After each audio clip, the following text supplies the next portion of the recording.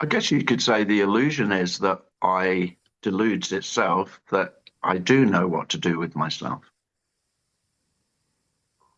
rather than I just don't know what to do with myself, which is the natural state. I haven't got a clue. But self gets a bit panicky with that not knowing. The naturalness of not knowing is usually evokes some kind of fear. Well, it's a strange thing for me because self longs for the freedom of not knowing. That's like when it's kind of the excitement of going on holiday, isn't it? So I go somewhere different and I don't have to be myself. I don't have to take my baggage with me. I mean, my not the literal baggage, and I don't know what's going to happen. And I love that. I long for that. But then I can't wait to get back to this home of the security with all the burden of my bills and my responsibilities and my job, and my kids, and my horrible family. I'm joking, not horrible family. And, just, yeah. So then that, all I mean really is that there isn't a self to lose or not. And the natural state is not knowing. There is only what's going on, and nobody knows what's going on. And that's both wonderfully free and terrifying for me because I live in the illusion of I do know what's going on. And if I don't, then I need to ask someone else. And there's never a shortage of other selves who'll tell you what's going on. I mean, you can always find them, they're everywhere.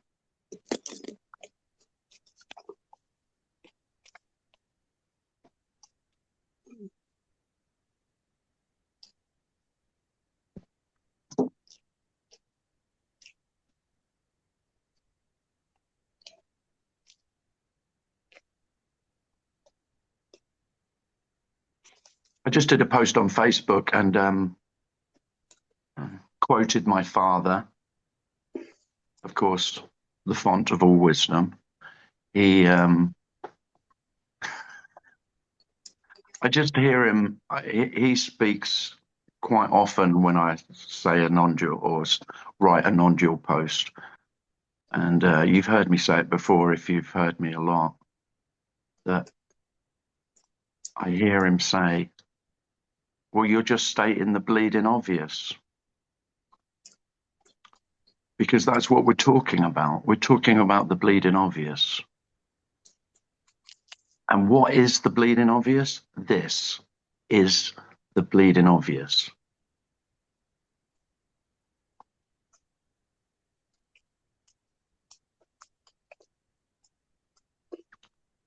You just don't know what the bleeding obvious is, but it is bleeding obvious. That's it, really. That's the whole message. You want to know what it is so you can manage it, control it, maybe have it for yourself. Well, none of those things are possible. But there is this doubtless uncertainty that you don't know, but it's obvious. It's undeniable that this is all there is. And it's obvious that there never was a past. This is never the past, is it? It's never the past. The past does not appear. Thoughts about the past appear. The past not. Or the future. And so then you still want to know what's going on. So you're left with the present. So you go to the self-help section of the bookshop and you see a book called The Power of Now. And you go, oh, that'll be it then, because there's only now.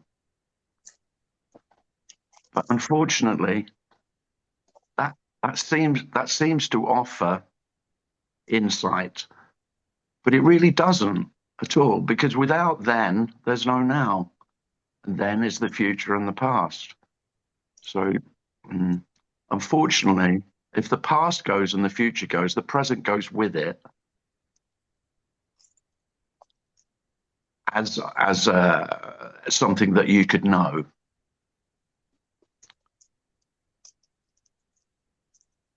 So I'm not saying there isn't only now. I'm just saying, well, you can forget about it having any power, and you can forget about finding more of it or practicing it, or there being a possibility of being more aware of it, because it's not an it. There's no it.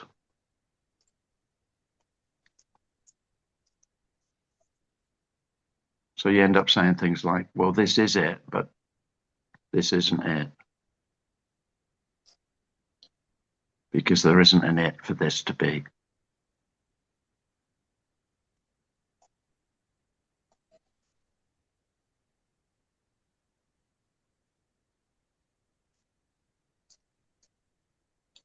The death of the past as a reality and the death of me as a reality, and they're not two separate things, because I only exist in the reality of my story, of my identity, and my identity is all in my story of who I am and what I am.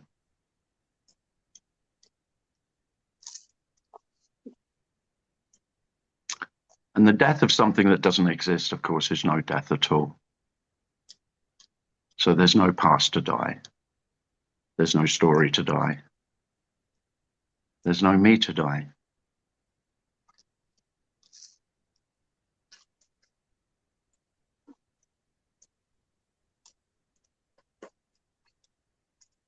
It's just so simple that the what I called myself, what I called me, and my experience of the world, of you, of everything else, simply not two. There's neither me nor everything else. That's all that's being suggested. There's just as this appears to be, some of which I would have called me. And if I'm in conversation with people, then I still call those parts me that other people would attribute as mine. But there's no sense of they belong to me.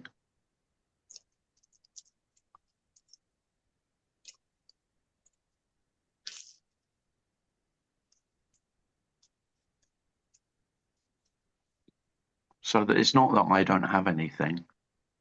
It's that there's no me to have anything or not. It's not that I can't gain possessions. It's that there's no I to gain possessions. It's not that I can't become. Any becoming, seeming becoming, is not mine.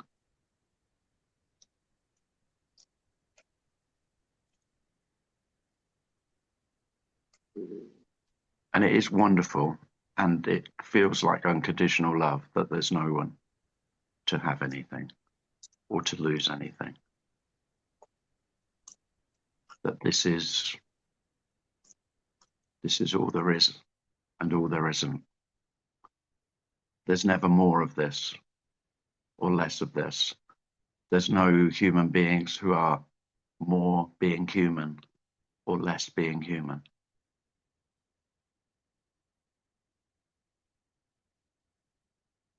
And although it's just a story, I could say there's only being human for human beings. So all the stories and the hopes and dreams of transcending this being human, they die as fantasy, fairy stories.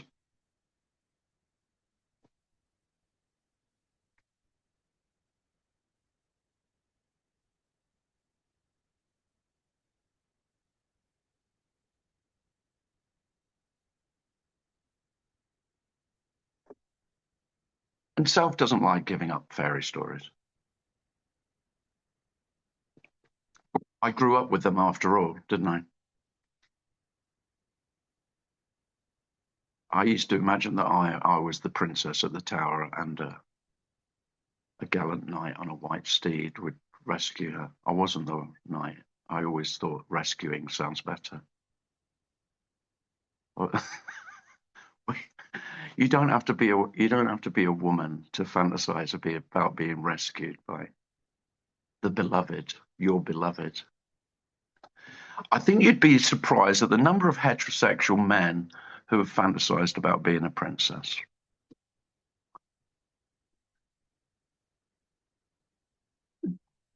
And vice versa, I dare say. There's loads of women thought, I want the steed. I want the armor. Surely. I want to kill the dragon. Yeah. Stories. Lovely stories. And stories are more fun. More stories are much more fun when they are, because of course we have fact and fiction. So there's two sections in the bookshop, but there really aren't two sections in a bookshop. There's just a whole load of stories. The whole lot, all of them.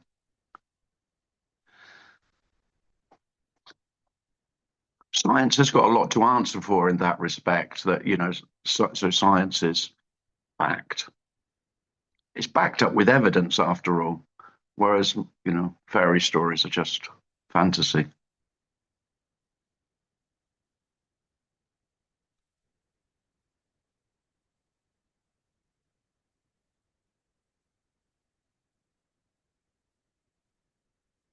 It's all made up, all knowledge, all understanding. Isn't it beautiful that no one's got a clue what's going on other than their own mm, pathetic and futile attempt to understand life?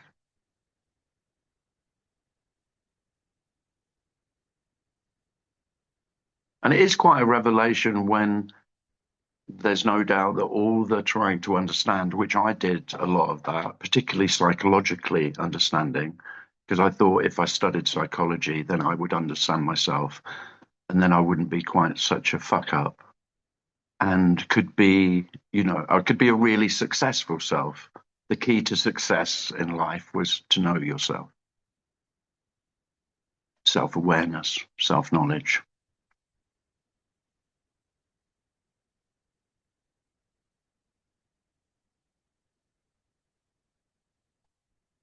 So it can feel quite devastating when that's seen as just the story that it is, just another story.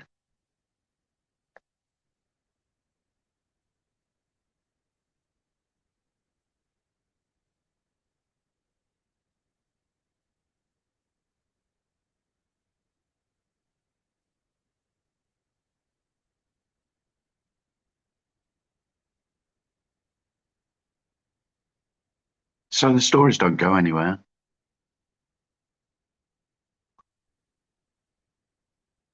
They're just seen as the beautifully human thing that they are. It's what we do. We're storytelling apes. I'm sure chimpanzees tell stories, probably gorillas.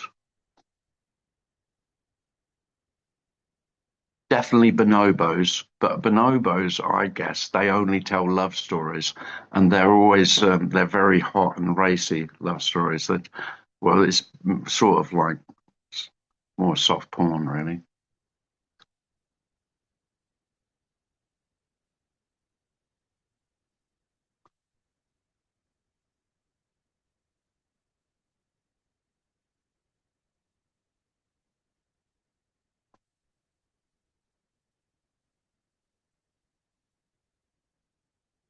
So the liberation is from knowing what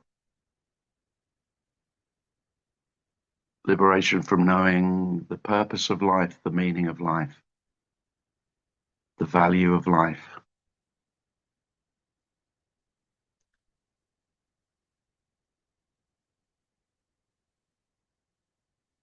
what it's all about.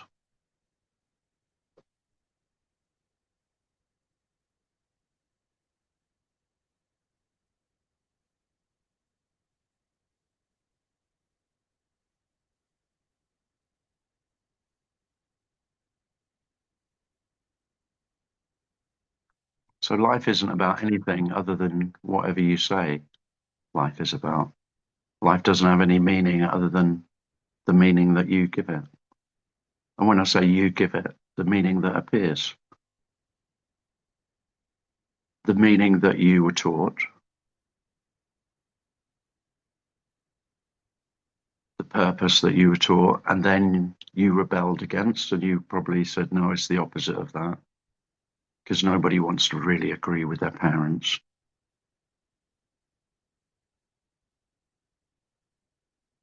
But absolutely, life doesn't have any intrinsic meaning.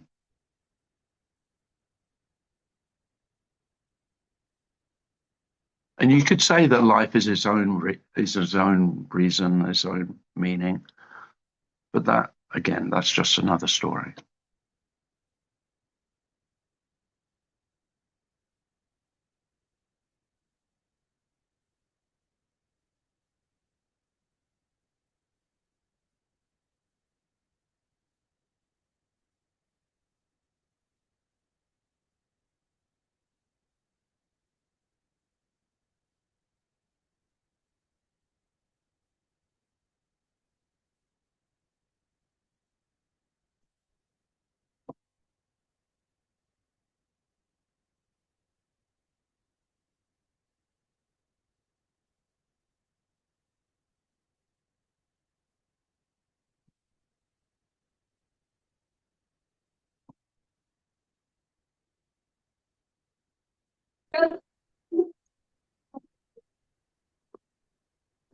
Yeah.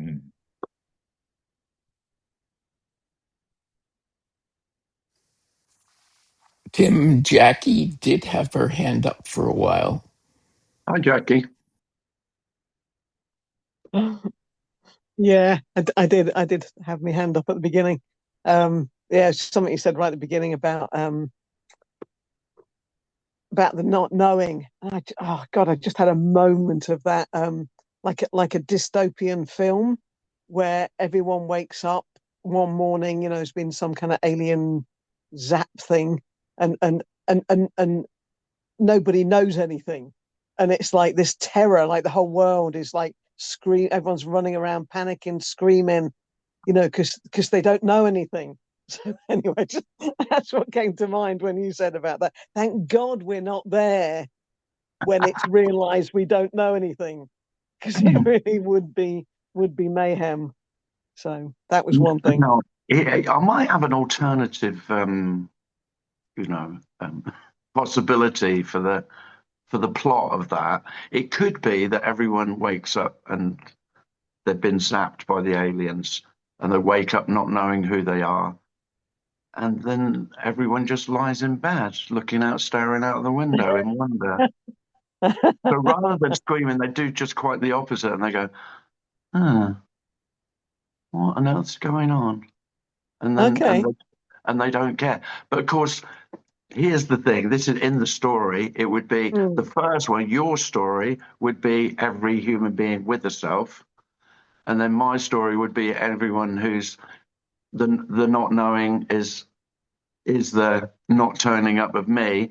And of course, without me, I don't give a shit about not knowing, or there's not giving a shit about not knowing. Yeah. Because Yeah. I'm the only one who needs to know. Yeah. I need to know to keep myself safe, and to Yeah. be, because otherwise, I mean, I won't. You know what self is like. It's like, well, I'm the only one who's running this shit show. If it wasn't for me, nothing would get done.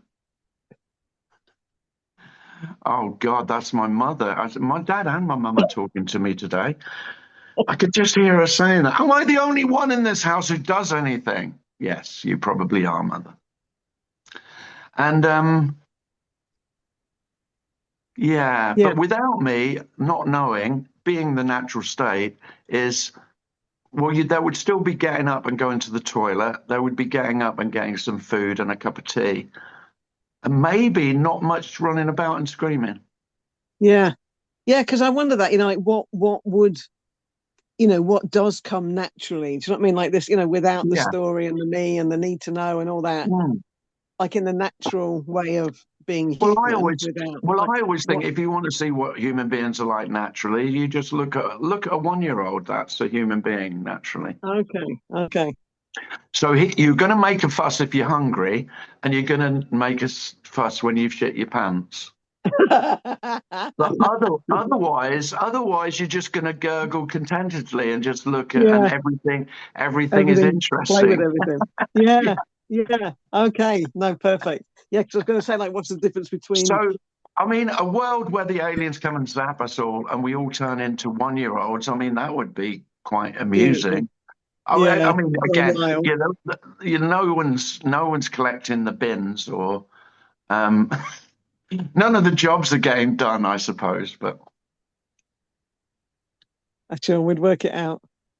Yeah, because and yeah, then the other thing, if I can, just while I've got the floor, was the last thing you said about there's no intrinsic value, no, intrinsic meaning, and I've like when I got too frustrated with this message, I went and found a kind of self development thing that had the same message. So life's empty and meaningless. There's no intrinsic meaning, but we can then choose what meaning we give it. And that's the well, closest I could get to non-duality and still maintain the illusion that I had a choice. But now, well, of that was course, going to say. I'm bored Well, of with course, that. that is what I'm saying. Apart from and you can choose. Yeah. I But don't then, know but if then you've ever after tried. I don't know if you've ever tried to choose what meaning you'd like life to have. Like, it's just not how it works, is it? I've tried, but it doesn't last long, and it's just Exactly. No, frustrating. Yeah. because if you chose, I don't like the meaning I'm giving life. It's far too negative. I'm going to be really optimistic. Have you? I don't know if you're a pessimist or not, but all the pessimists I know, they have tried. A lot of them have tried to be more positive. Positive thinking for it. And of course, they've got no chance. But it's like not taking it personally. You try to not take it personally. Can't get the hang of that at all. No, of course not. Well, there's no you taking it personally. If there's taking it personally, there's taking it personally. Yeah. And I And some think characters I mean, might not. Some one of characters the, might not take go things on. so personally. Oh no, I know people who don't really seem bothered and don't take much personally, but I mean, that's quite rare. Mm. So it's not so I'm not the reason this isn't popular is because I'm not going to make you take things less personally. I've not got any advice. I'm not trying to help you develop as a human being. Yeah. Thank I'm you. saying Yeah. Thank you. Like, I'm- really. you're Thank you. perfectly shit just as you are. I'm enough, just as But I I mean, am. wouldn't you want to tell? I mean, shouldn't we be telling all our kids that? I mean, I do try and do that with my kids now, Yeah. and I wish I hadn't been quite so pushy with my older children, when I was young, because I thought I was doing the right thing by being, by helping them become a really good, rounded self, a rounded human being. But of course, all that does is make most of what I've called myself wrong. That's how most of us grew up. We grew up with a developing sense of self that a lot of what I called myself, I thought, well, that needs changing, that needs Mm, sorting out, mm, that needs healing, mm, mm, I need to get rid of that altogether. mm. Absolutely. And can I say that's why I love being with you? Because apart from the apart from the drop dead good looks, is Oh, that Jackie, stop it. is I know, but is that you are so mischievous. And like, I don't get to be mischievous enough in life. Like, I am naturally mischievous and quite anarchic. And being with you, I kind of just feel like, yeah, Well, that's cool. right, you just said I'm incredibly good looking. How much more mischievous can you fucking get, Jackie?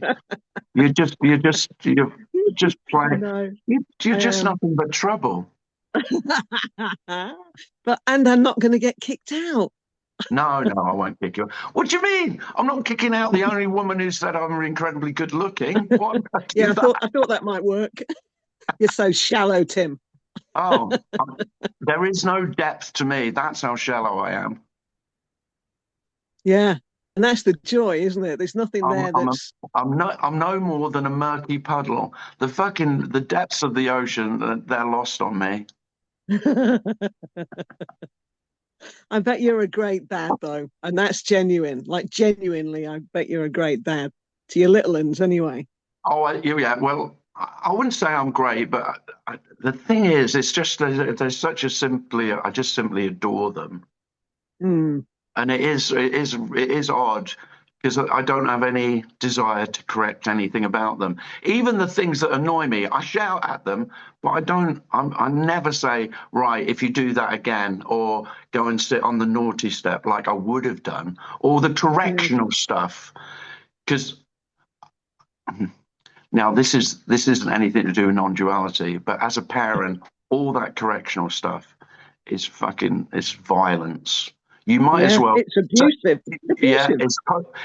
it's there's no doubt about it in my mind. Whether you beat your kid or you get them to sit on the naughty step and think about what they've done and then come back in 3 minutes and apologize, I would say the smack is less abusive. Yeah. Yeah. I mean, I suppose Cleaner, it's isn't a it? different kind of abuse, but what the kid is then doing is going, "Oh, I'm bad, I'm bad. I'm going to have to say that I'm sorry, even if I'm not." What Yeah. And about then they learn parents to who lie. really, parents who say, "Yeah, well, you're not coming off until you apologize." Yeah. It's abuse. Psychopaths in the making. Well, yeah, but I mean, that's all of us. Surely we all have that coercive kind of parenting. Yeah. And I had really loving parents, but of course, it's done all in the name of love.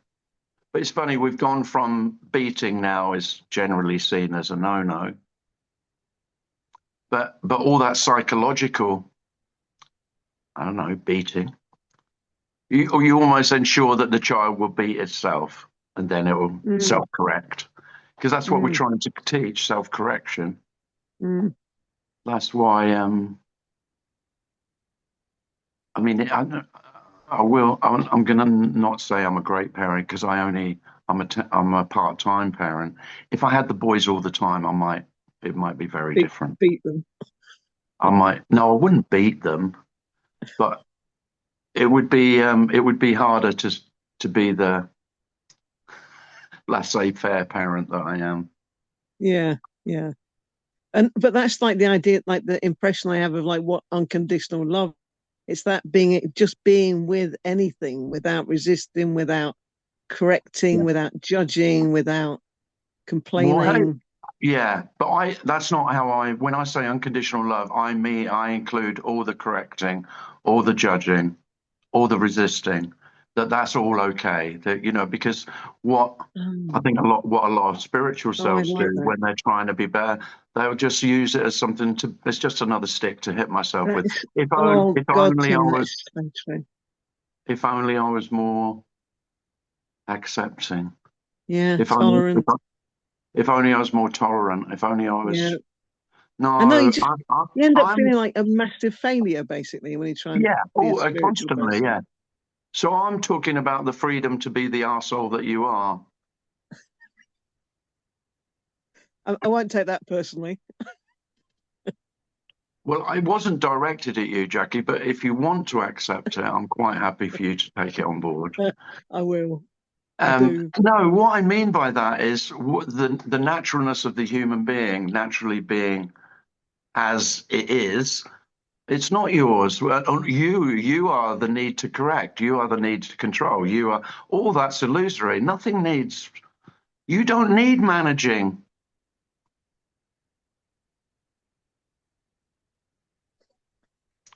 But don't tell your psychotherapist because they'll probably say, well, you could do with a little bit of help. Or the girlfriend. Yeah. But remember, a lot of what we say, what your partner or your girlfriend is only parenting and it's the same thing. So, It's that codependency. Well, you adapt how you are to suit me, and then I'll do the same. Mhm. And we'll just Absolutely. play this game of how much you need to change for me to be happy with you. Yeah. How much can I get off you that I need without giving too much? Hmm. Yeah, and self can't help it, but it's that bargaining game, and I just want to come out as a winner. So I want a little bit more from you than I'm willing to give. It's just so natural. Oh, I love it. Thanks, Tim. Thank you. Thanks, Jackie.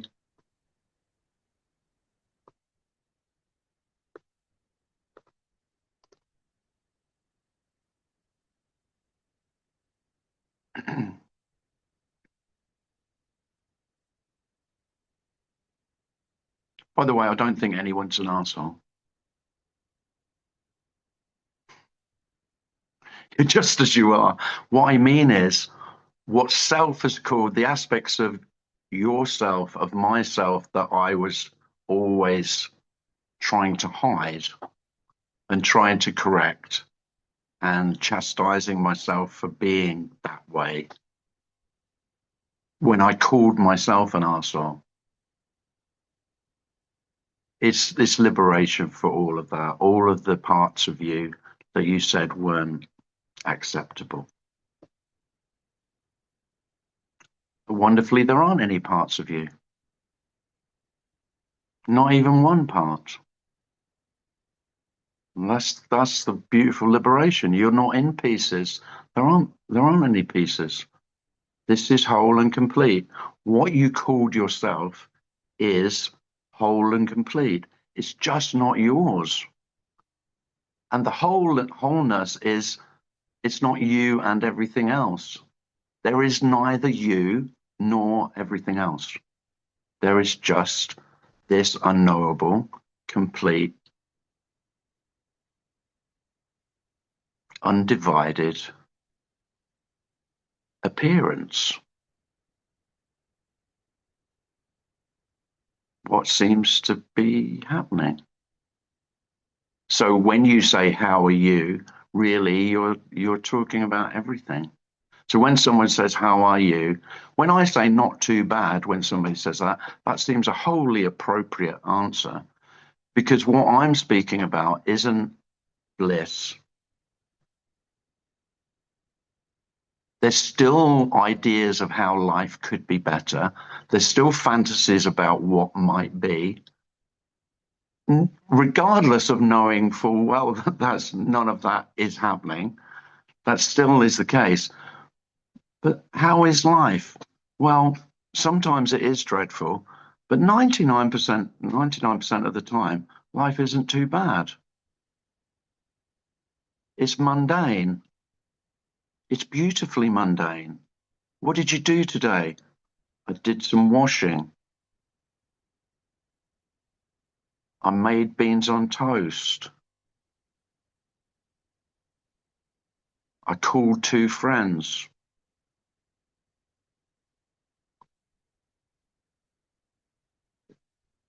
How is that? Well, that's not too bad. Now, I always, when I was seeking and I was drawn to spiritual messages, especially of love, because of course, love always was a hook for me. That I just loved the ideas, the whole notions of life could be a certain way in a certain state permanently, unchanging, and that's what died. I would say that dream that life could be a certain way permanently, a constant state. In fact, all constancy died. There's everything is always appearing differently. This is always brand new. The appearances, this has never been before. So although I just say beans on toast, that beans on toast had never been made before. I spoke to my friends. I've never spoken to them before, regardless of the memory of the 300 times we've spoken. I didn't know my friend. I don't know who they are. I just have this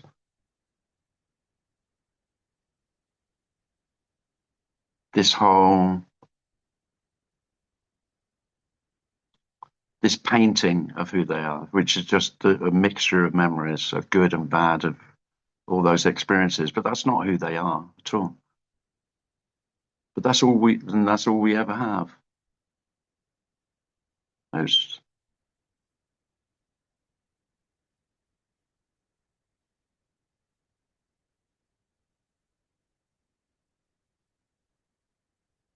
it's incredible.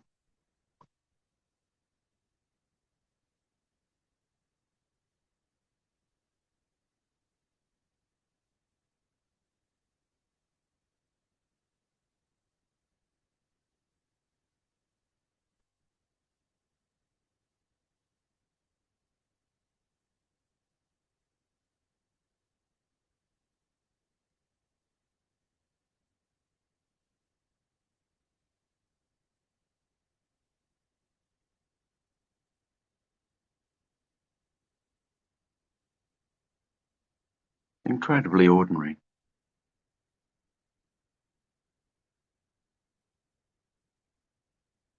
And I'm going to completely contradict myself and say, and this always is completely known without any knowing. So you don't have to know what this is, how this is, why this is, for this to be.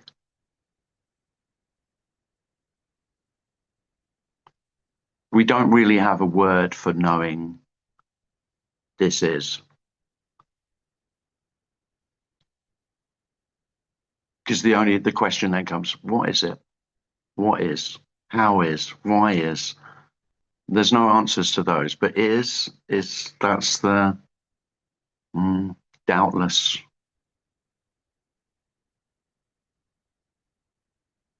You could say that's all the only certainty is that this is. And then there's a total uncertainty about what this is, how this came to be, why this is. Those questions just don't appear. Is enough. And if you've spent a lifetime feeling not enough, there's an incredible peace in just that this is enough in and of itself. It's because there's no more. There couldn't be more is or less is.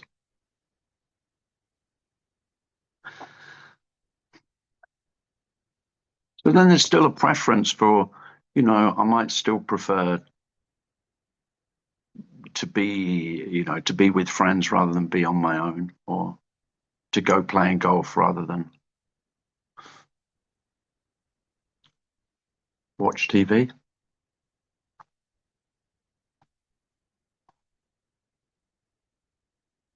And preference is liberated to be just that.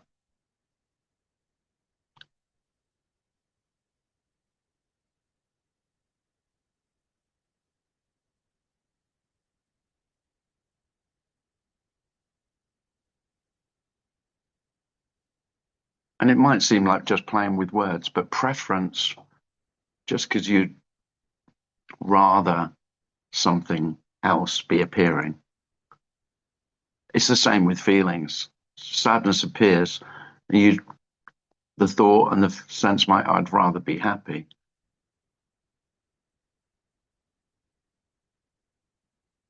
So preference can still happen. But when there's only this, and this, I'm not asking you to make sense of this because it doesn't make sense. It doesn't make sense to me still.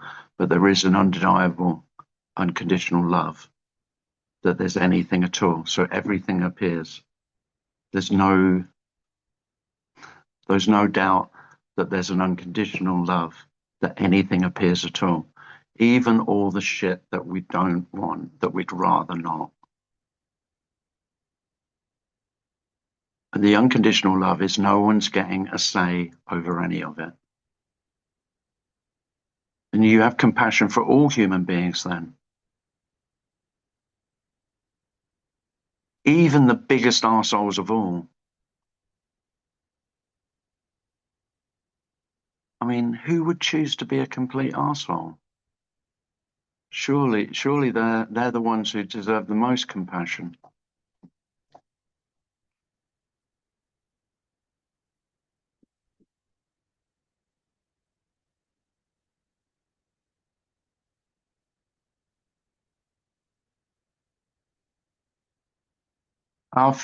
There is a sense of that with emotion as well.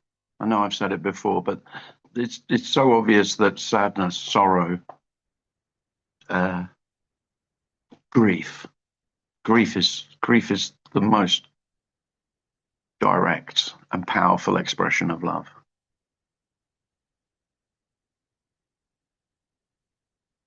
There's only sorrow is love. It really is. Just as joy is. And everything in between. Boredom, love. Apathy, love. Envy, love. Disgust, love. All the things that we were taught were the antithesis of love, but there is nothing.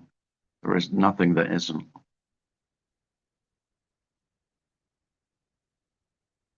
And that's, I'm not asking you to accept that at all. There can be no accepting of that, but it might just be undeniable. Just as this is undeniable.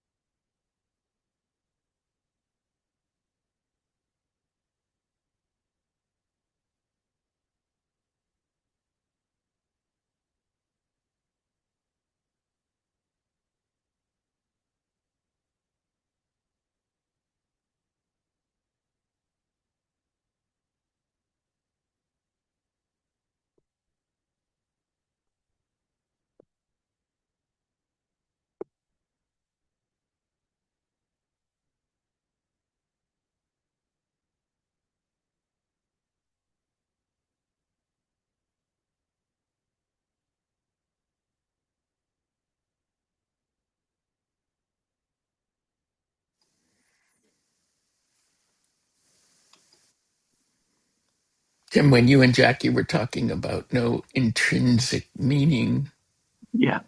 I was reminded of when I was in school, taking a class on existential literature and how a lot of them would say there was no intrinsic meaning, but then one had to choose a meaning, choose to Mm-hmm. create meaning. I wonder if any of them were okay, like we are here, with just accepting that there's no meaning. Mm. Like the myth of Sisyphus. I mean, isn't that about choosing to accept your fate and finding meaning in that? It's Yeah. Yeah. always it's always about finding some sort of meaning. Mm-hmm. Yeah, and that's finding meaning in the accepting your fate as finding the meaning.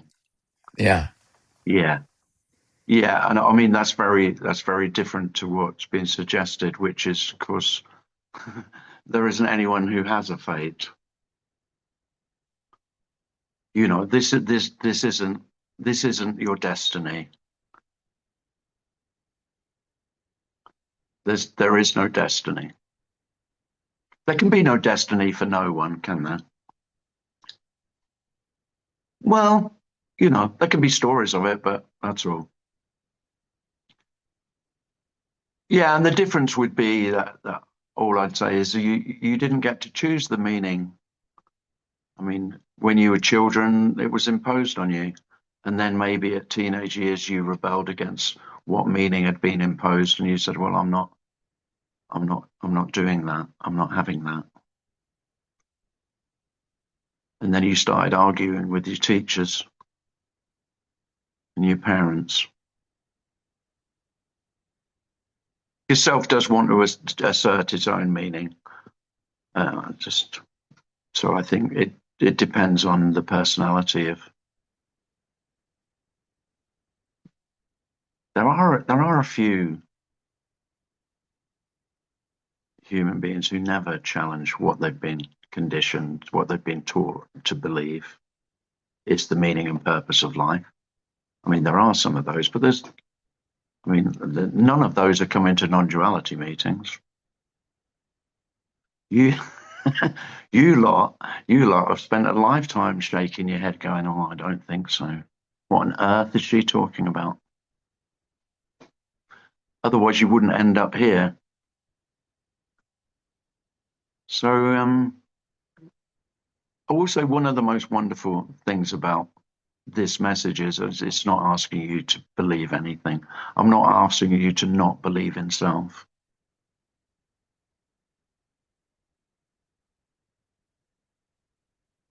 Because it might sound as though that's what's being, the message is you could stop believing in self, but of course there's no one, whether you believe or not, it's irrelevant. The sense of self appears or not. You haven't chosen to be you. That's that's the innocence of this. So all the adult selves are just like those toddlers who developed a self about 2 years old. They didn't choose to do that. You're not choosing whether you feel there's a sense of me or not. You don't have any say in any of it.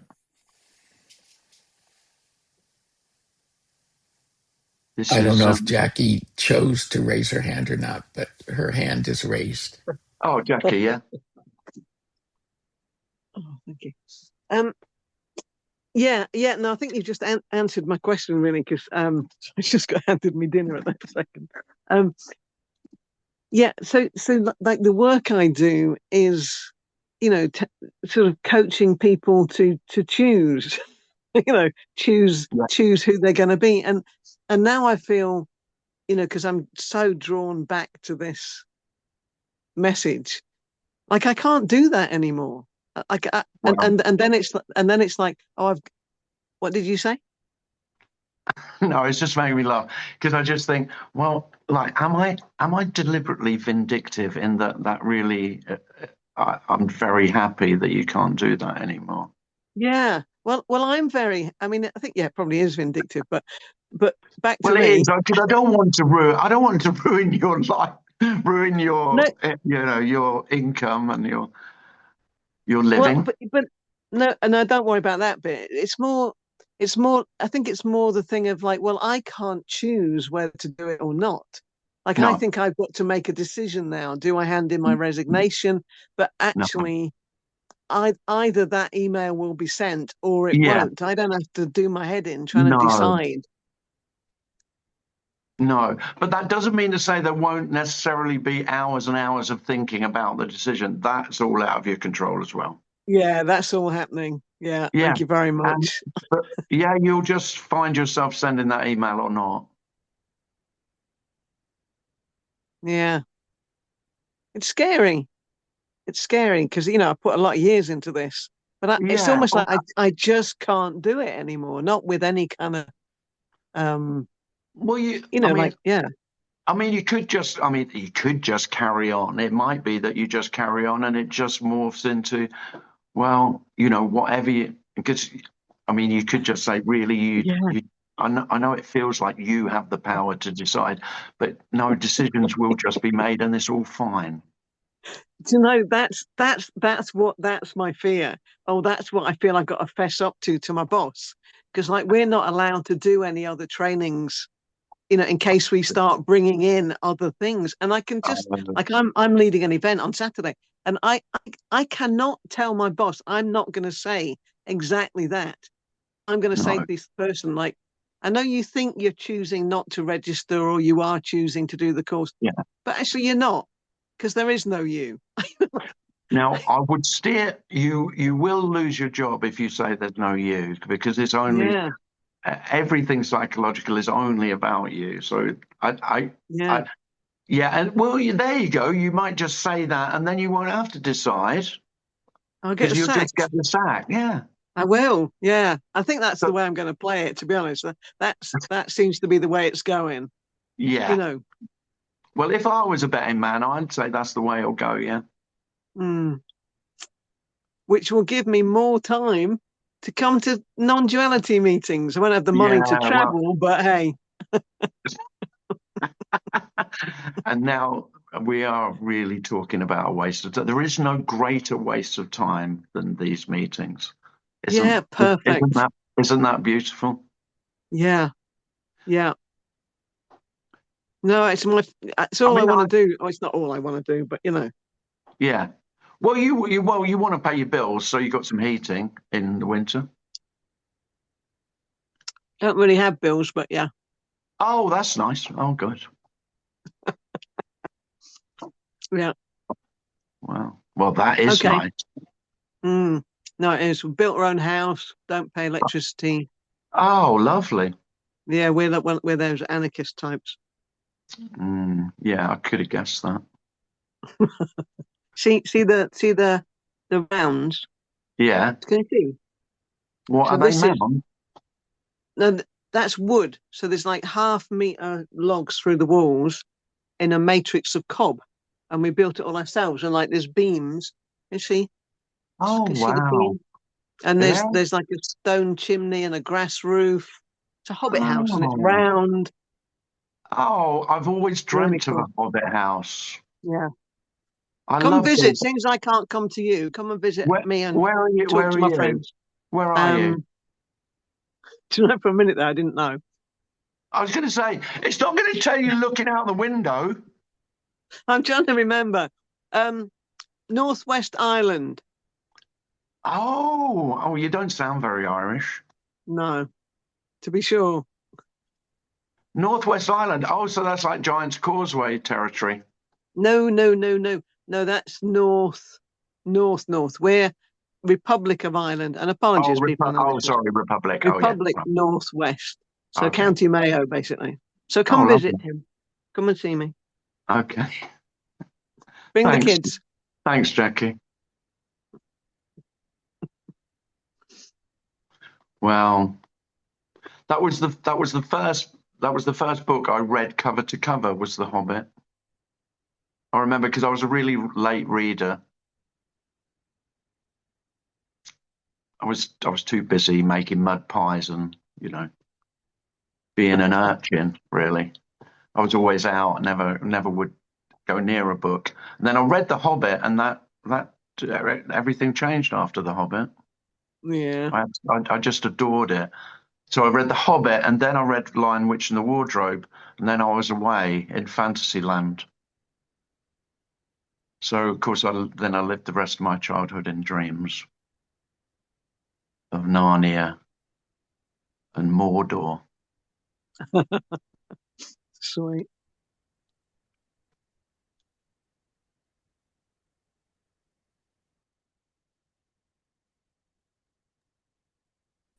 Hi, Tim. Hello. Sometimes I also want to say on my work there is no you. Yeah, I'm the same as yeah. Jackie. Well, of course, it just, yeah, and sometimes it feels the only thing you could say. But what do you mean with children or with adults? With children? Yeah, but also they're um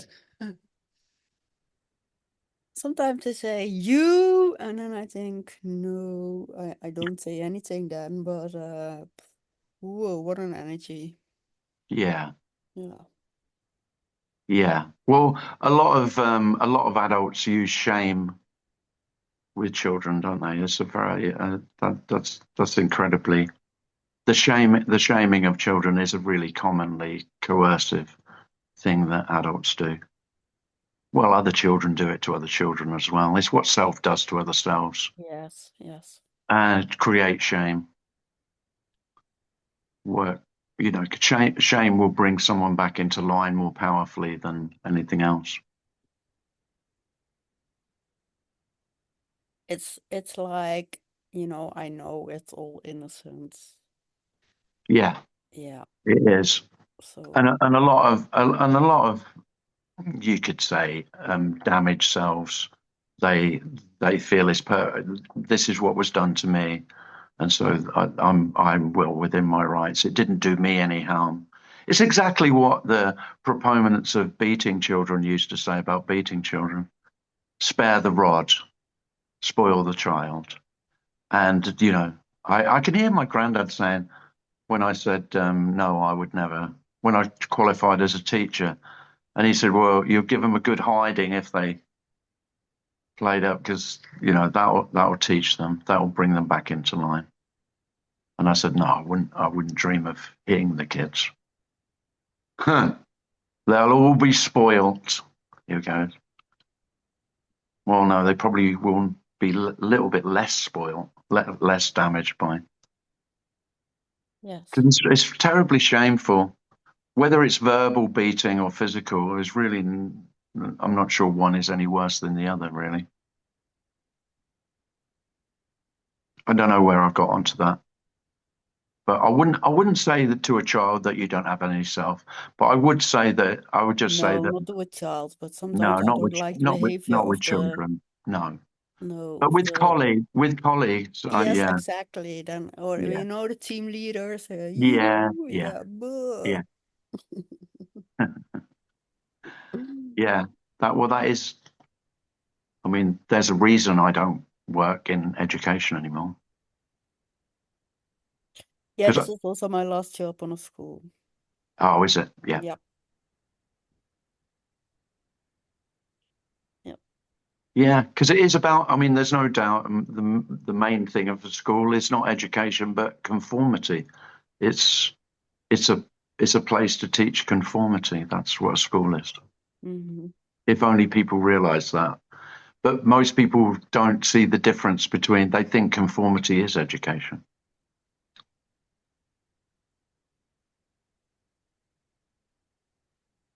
Hey, Tim, Nancy has her hand up. Oh, okay. Thanks, Hi, Nancy. Tim. Hi, Tim. Hello. Hello. Hi, how are you doing? I'm good, thanks. I meant to raise my hand earlier, but you know how I feel about speaking on camera Oh, or it's recording. lovely to hear you. Um, but I just wanted to, we were talking about meaning and purpose in life, meaning in life. And I was just going to say that in bereavement groups, they guide you, well, it's a support group, right? And they Yeah, guide you and tell you that you need to find meaning and purpose in life after the death of your loved one. yeah, And that's kind of hard for me to, I go to these grief groups, but that's really a hard one for me. yeah. There Well, is I no mean, meaning or purpose. no, no, there isn't. And of course, the grief really, all the meaning and purpose will do is just, it will be like a sticking plaster over the grief, over the sorrow of the loss of the human being that was loved. The meaning and the purpose I see that most people use, they use it as a panacea to soothe the pain. But Yes. I don't, and I understand why. Again, it's innocent because most human beings think that soothing pain, the pain, emotional pain of grief, is helping, is therapeutic. But actually, the pain of grief is, for me, that is the meaning. The grief is the meaning itself. So that is, what does it mean? It means there's a great loss in that human being doesn't appear in life anymore, and that's beautiful. So Yes. I just don't feel that the Yes. meaning and purpose isn't necessary for that. No. It's And just just yeah, just just the experience of losing someone and just having your heart just ripped open, yeah, and it's so, we can hear it, I'm crying, but it's so devastating. But there's also, as you said, there's also a beauty in that. I mean, it's just, it's an amazing opening, and yeah. and it's a very difficult opening, It is very, yeah. but there is a beauty in that without there being meaning, really. Well, I don't think there's any beauty in meaning and purpose. Beauty, all the beauty and all the unconditional love is in the meaninglessness. So what's the point to your beloved's life and death? No point at all. Well, it's like saying, what's the point of a flower? A flower doesn't need a point, does it? Yeah, It just doesn't. What's the point of a sunset? Well, a sunset obviously doesn't have a point. yeah. But the thing that keeps coming up is here is the broken heart. Yeah, life is heartbreaking, and so Yeah, yeah, that's the other thing about speaking about this. I haven't got any I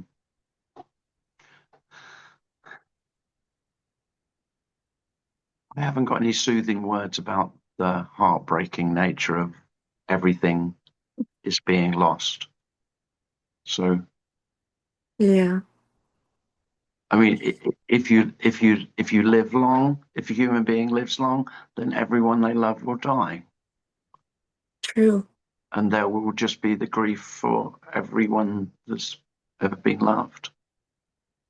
Yeah, And what I would say is the meaning and purpose is just trying to hide from that. Oh, there is a reason. No, there isn't a reason. no, No. And it may seem strange to most people. Most people don't hear the love in this, but it's so loving that there isn't a reason. And then what you left with, you're just left with the grief. You're just left with the lost, and it's painful but beautiful. yeah. It's an unconditional love, actually. Yeah. And I mean, and there isn't anyone who's so everyone goes, oh, so and so's died, and and everyone goes, oh, it's really sad. But virtually none of those human beings think about Yeah, their own mortality, which of course, again, it isn't mine. But self is very good at self delusion that, oh yeah, death's not for me; it's just for others. yeah. But there's no more unconditional love than every human being knows grief.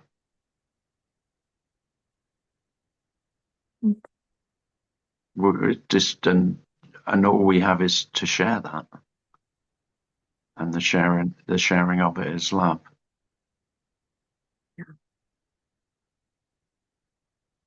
Thank you, Tim. I just wanted to say that. Oh, thanks, Nancy. That's really lovely, and it's beautiful that you share that. Thank you. Thanks.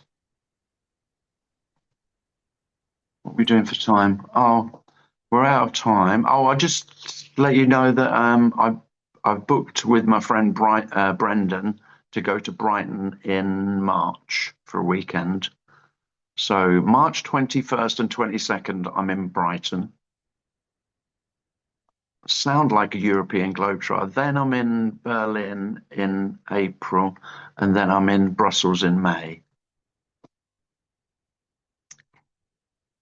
What? Oh dear. Spoiling myself. And then and in between I'm going to Alabama as well.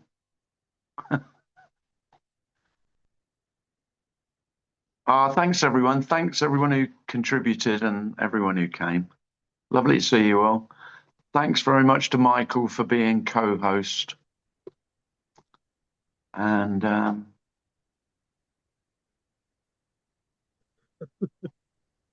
And Thanks, Tim. Thank you very much. Au revoir. Au revoir. Au À la revoir. prochaine. Yeah. Thank you, Tim. Yeah. Oh, thanks. Thanks.